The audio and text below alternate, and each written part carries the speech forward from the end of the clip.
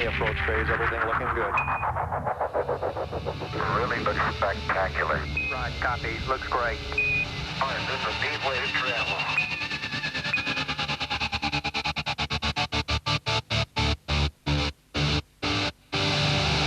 And here we go. Oh, the Nintendo 64. Where would we be without you? Your games helped bring people together. Your awful controller helped bring a class action lawsuit. Your hard shell helped Kaz when he dropped his CRT TV on top of one and you took it like a champ. And we respect you for that.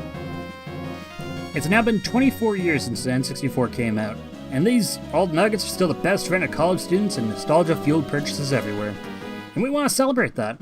So we all got our heads together, with the magic of modern technology we argued, we memed, and tears were shed, lives were possibly lost, and we finally put together. And today we're here to bring you Thunderclub's Top 10 N64 games.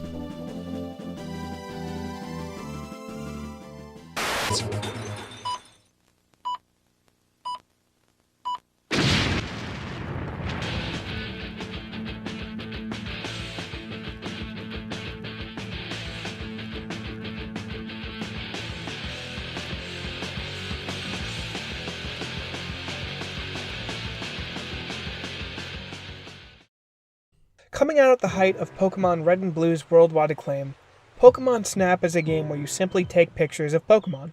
You ride around on a track, and you use various methods to get the best shots of Pokemon that you can in their natural habitats. I think part of what makes this game so memorable is that you get to candidly see Pokemon doing stuff in the wild. Being cute, being strange, being mysterious. It just really made those little sprites on the GBA pop. And it's just simple fun seeing different areas, as you unlock different items and see how they affect the world around you. Seriously, so much emotion is expressed through all the animations in this game that it really draws you into this world. And that sort of attention to detail really makes the multiple attempts on each stage feel a little different each time. It isn't a particularly difficult game, or even a long one for that matter. But I think any Pokemon fan, young and old, can find enjoyment in exploring these vignettes brimming with character. I had a shit ton of fun playing it as a kid, I enjoyed it all in one very chill play session as an adult, and I hope when nuclear destruction eventually brings about the extinction of the human race, the only remaining evidence of our existence will be the blockbuster Pokemon Snap printer machines.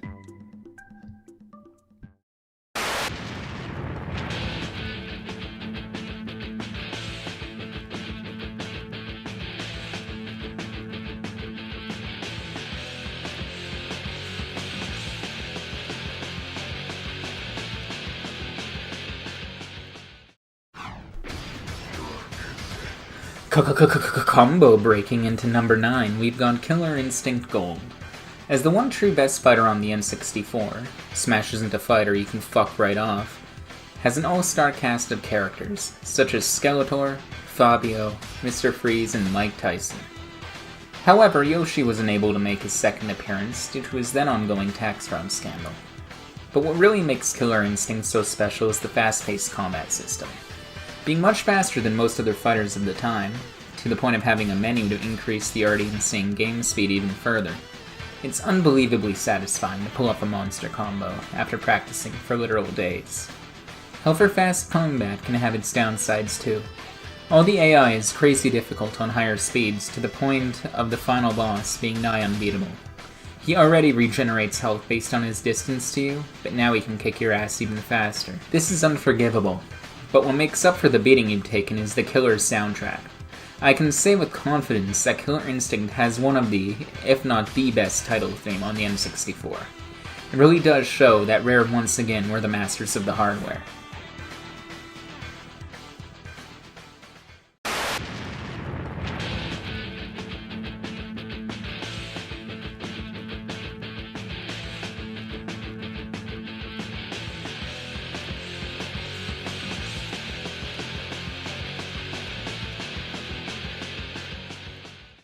Igaribi Simulator 2000, better known as Pokemon Stadium 2 to the less educated, is an action role-playing game where your only goal is to become the swellest Eevee in the Johto region. Through hard work and dedication, you must battle competitively against all the other Eevee, and be the one to eat all the fruit. However, this is no easy task. Run in concentric circles and dominate the competition. But you best look out. That tricky bastard Apom's out to get you. And he doesn't want you to get those sick gains, bro. He'll sabotage you by any means necessary, even if that means blowing you the fuck up. In addition to the one true primary game mode, the folks over at Game Freak really outdid themselves this time. For the first time since Pokemon Stadium 1, you're able to battle against each other with teams of up to 12 Eageribis, and a multitude of game modes and cups, including the massive Gym Leader Tower. I also heard there was something about the Game Boy games, but realistically, who really cares about that? They don't have Eageribi. But you know what does? 'Cause I do. It's Eageribi Simulator 2000. That's my fucking Stay away, Stay away, that's my fucking fruit. Better fucking stay away.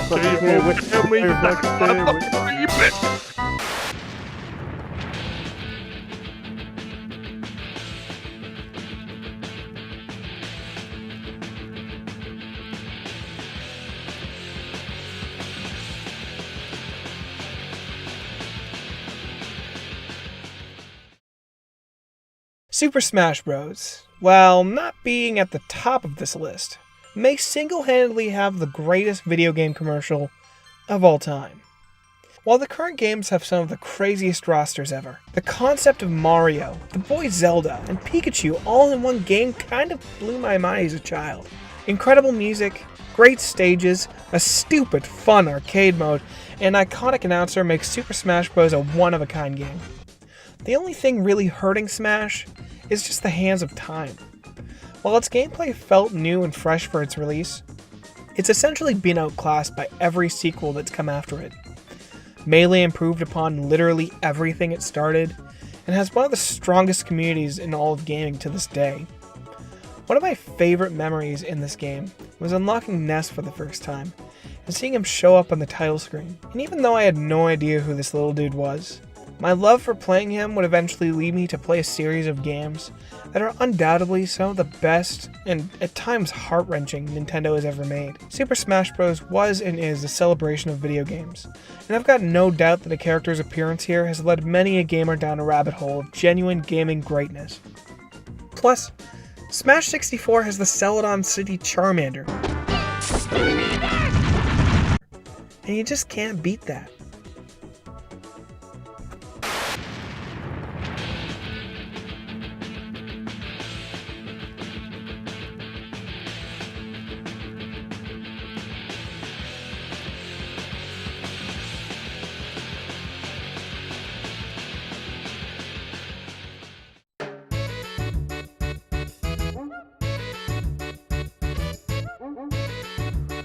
In the making of this list, we had a lot of discussions about which Mario Party was going to end up on it. We knew that there were tough choices being made, but in the end, we ended up deciding that, well, this is our list, and we're going to do what we want. So for this entry, we're putting any Mario Party that isn't the first one. The first one's good too, but not quite at the same level as the sequels, even if we all have some memories playing it. Sorry, Mario Party 1. Over the years, the Mario Party series has cemented itself as one of the best party games around. They're fun, wacky, and highly competitive, but it didn't start out that way. The original game kicked things off in quite the rocky manner. Across the game's various modes, boards, and mini-games, there was a significant level of unfairness. Some of the mini-games such as Tug of War and Pedal Power were infamous for causing physical harm, to the point that Nintendo had to give out gloves to the people who injured their hands from spinning the control stick with their palms too hard. There was a good idea underneath, but there were a lot of obstacles blocking the way. Insert Mario Party 2 and 3. Both sequels learned pretty quickly from the mistakes of the original. The boards and mini-games were more creative and inventive. They improved on the original game in essentially every way, while still retaining the charm and utter chaos of the original. They were the go-to party games to have at the time, and provided countless hours of pure, unbridled fun. These games showed that competitive multiplayer could be something different than just getting kills. There was nothing else quite like them on the N64, or any console at the time. and the series paved the way for more modern games like Jackbox and Overcooked that shared just a little bit of that Mario Party style chaos. I think part of what makes Mario Party stand out so much is also the memories tied to it. Every single one of us has a memory of playing Mario Party, be that winning a mini game by the skin of your teeth, or that slight tinge of fury even to this day about that one asshole who took your stars. God damn it, Kaz, how could you do that to me? I thought we were friends. Why would you betray me like this, you piece of shit? I swear to God, one of these days, I'm going to get back at you. And when I do, maybe you'll finally understand that your actions have consequences. Do you hear me? Your actions have consequences. Between the uniqueness, the competitive and addictive experience, the friendships these games have both fostered as well as ruined, and the nearly unrivaled levels of fun, Super Mario Party 2 and 3 have rightfully earned their spot on this list.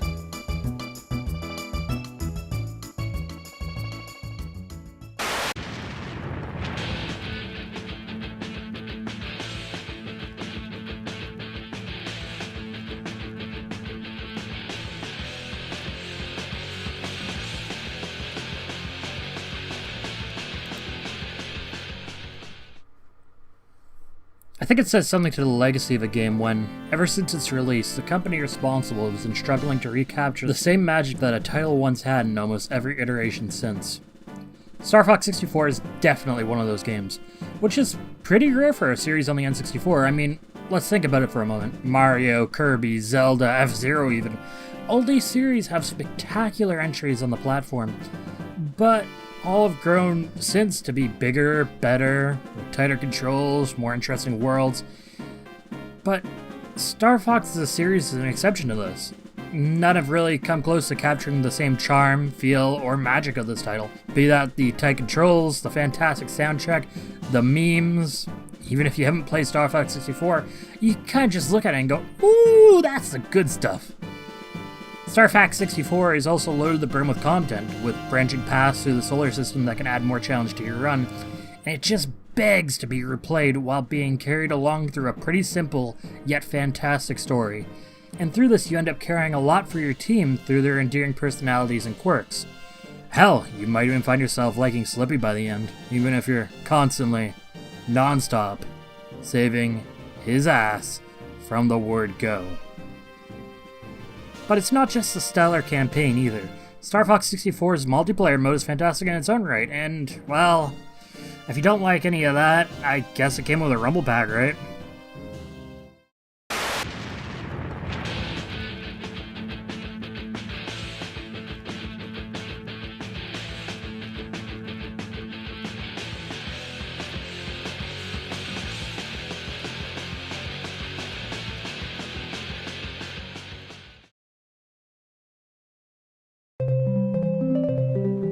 Banjo-Kazooie is what you get when you take the framework of a great game and you truly understand how to improve it. In a lot of ways, Banjo-Kazooie is a better version of Super Mario 64, albeit without quite the same staying power or industry impact. But it's a fantastic game. The controls were tight for the era, the visuals were beautiful and inspiring, and the world was fun and unique. Banjo wore its influence on its sleeve, but that influence was not used as a crutch. It was not a Me Too game. Super Mario 64 was only used as a starting point, as inspiration to bring a different, bigger version to life. And I mean bigger quite literally. From Spiral Mountain to Rusty Bucket Bay to Treasure Trove Cove, the world felt utterly massive for the time. There was always something new to see between Jiggies, Jinjos, Treble Clefs, and the variety of other collectibles. There was something to find around every corner. Banjo-Kazooie perfected the idea of the collectathon, and it did so while offering up an impressive amount of charm. And that charm was in everything, from the art style to the sound effects to the character design, but especially the music. No matter where you were or what you were doing, the soundtrack was sure to have you humming along with a smile on your face. Grant Kirkhope really knocked it out of the park with this one.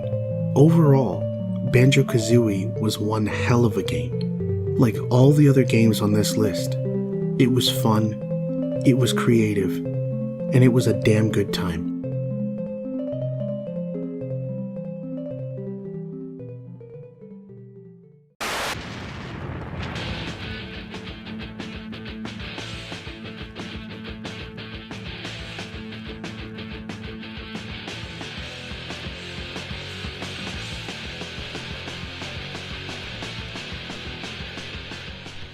Oh man, I've been looking forward to talking about Paper Mario.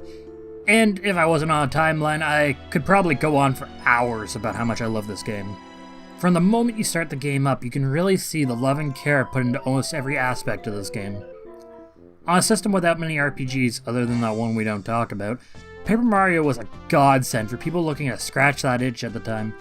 And it provided gameplay that anyone could easily enjoy. It was both forgiving, but also extremely rewarding for those looking to learn its intricacies.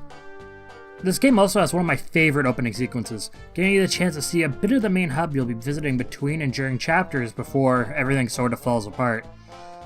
And it was such a shock for young me, that first time facing Bowser and not being able to beat him. And he's just one of the many bosses in this game that are extremely memorable. I would also be remiss if I didn't mention the blend of serious story combined with bits of comedy that add that just little bit of spice to make so many parts of this game extremely memorable. All the way from Bowser's personal Ninja Turtles, the Goomba King, finding a way to beat Tubba Blubba and stopping him from just bloody eating all those boos. Oh man, and Junior Troopa, who grows throughout the game and starts giving you more of a challenge as you grow as well. And it's not just the bosses either. The partners you obtain through the gameplay have their own charm, quirks, and stories. And the same can be said for side characters, even right down to that one fat-ass shy guy who wants a cake in that one Peach segment that divides the chapters of Mario's story. There are so many memorable characters and moments that it makes this game incredibly hard to forget, and it keeps me coming back every so often to play it even to this day. Paper Mario is also another one of those games who some may argue is the peak of its series, and those people are wrong, but the fact that they do see it that way speaks to the lasting impact that it's made. And I mean, in what other game can you bake a cake for 4 years and still have it turn out delicious?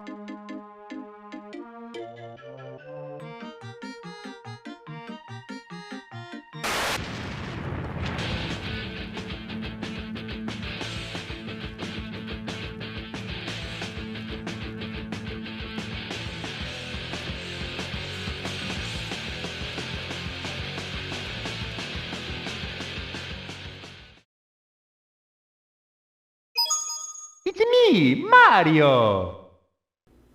This game. This fucking game. There's nothing I can say about it that hasn't already been said a million times. Super Mario 64 has practically become this legend that's transcended beyond the gaming medium. Everyone knows this game. While the N64 may not have been as successful as Nintendo had hoped, it showed immense promise early on. And one of the major reasons for that early hype and success was Super Mario 64. The gaming world was abuzz about Nintendo's new game. It pioneered and perfected many of the concepts and features that we've come to expect as standard in any modern game. A free moving camera? That didn't exist, so you can thank Super Mario 64 for that. True player freedom?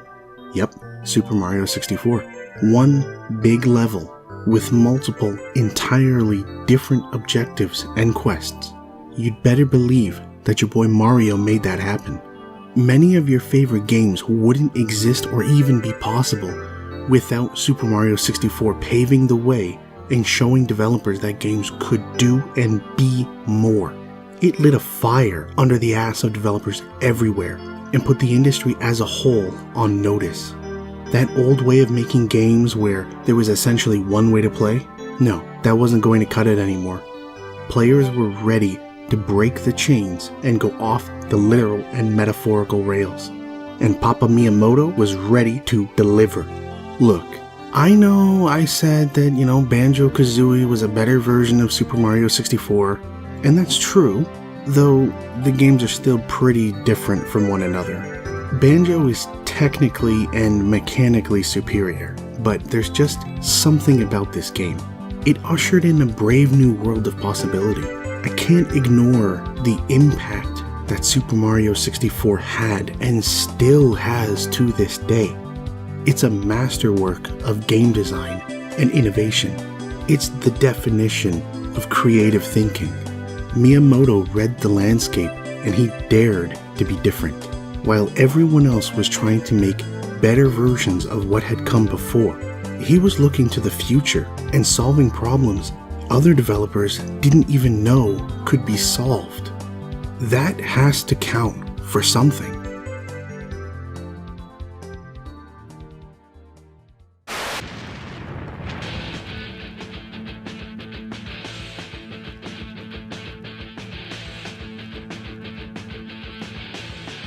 And before we get to number 1, let's rattle off some honorable mentions.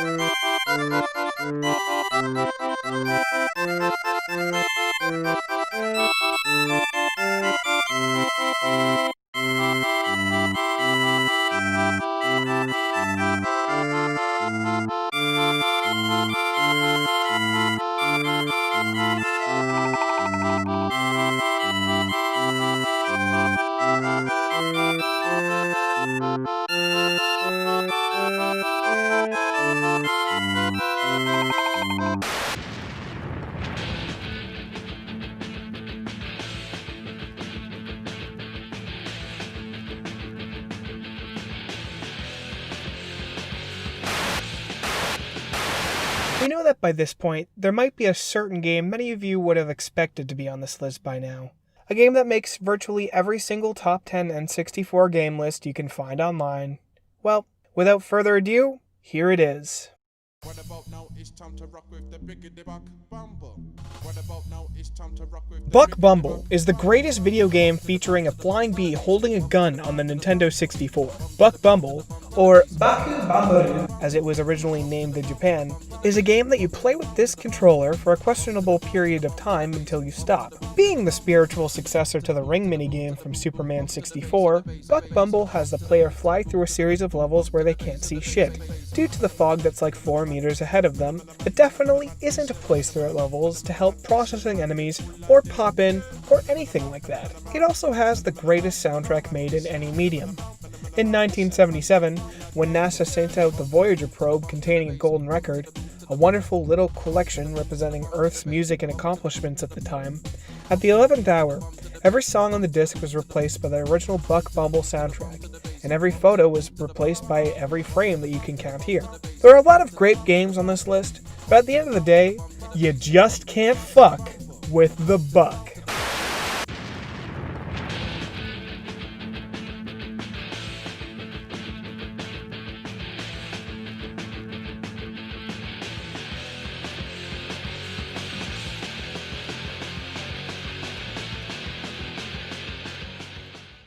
Clocking in at number 1, we've got The Legend of Zelda Ocarina of Time. Big surprise, I know, but hear me out here. Put yourself in little 6-year-old Slim's shoes, sitting down on the floor in front of a TV. His idea of a video game being this, or maybe even this. But then his dad walks into the room, with a used N64 in hand, and a handful of games. Then it catches his eyes. A gold cartridge poking up from the pile. He pops it into the top of the N64, turns it on, and sees a man on a horse, riding as the moon rises. Mind blown, he stares in awe at what's in front of him. As the music swells, it speaks to him. Is this what video games really are? He wonders to himself. The moment he pressed the start button, he fell in love. Thrust straight into the thick of it, he is both confused and intrigued, as he's seen nothing like this before. He presses on into the Deku tree, and reaches the bottom, and in front of him stands the massive spider Goma. He tries and tries again, but to no avail. He can't beat her. Is this the final enemy, he asks himself? No, there must be more. This time he beats her. Then the unthinkable happens. The game opens up, and there's more to be seen. He finds himself traveling the land of Hyrule not as Slib the 6-year-old, but as Slib the hero. Then realizing video games can be much more than something fun just to pass the time with. They can be the journey itself.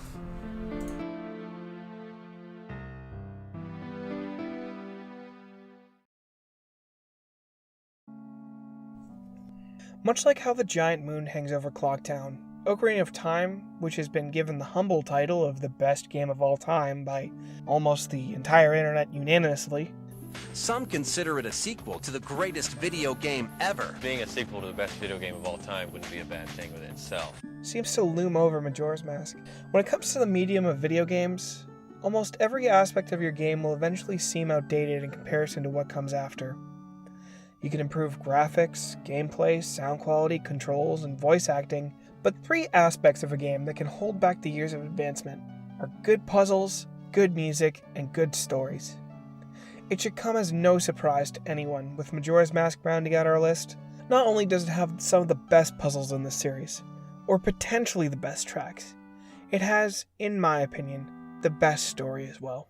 The player has to relive the same 3 days over and over, making for a uniquely stressful experience as they progress through the game's 4 dungeons. And yet some of the most fun I had in this game was asking several questions about characters when I started it, and eventually figuring out what those characters were doing and why. For example, why is this boy in the fox mask running around?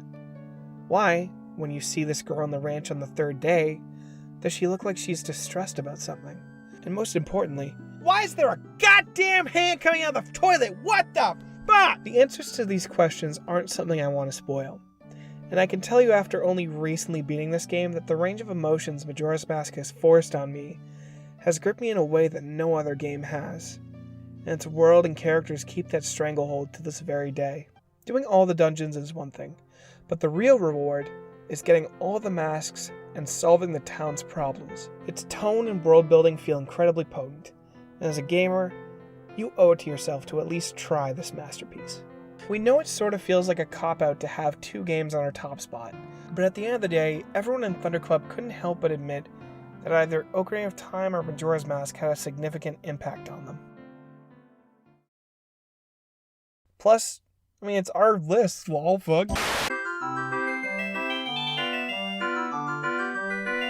Thank you all for watching. If you're new to the channel, make sure to check out some of the other stuff. If you enjoyed yourself, toss us a like and consider subscribing for more new content. Have a good one.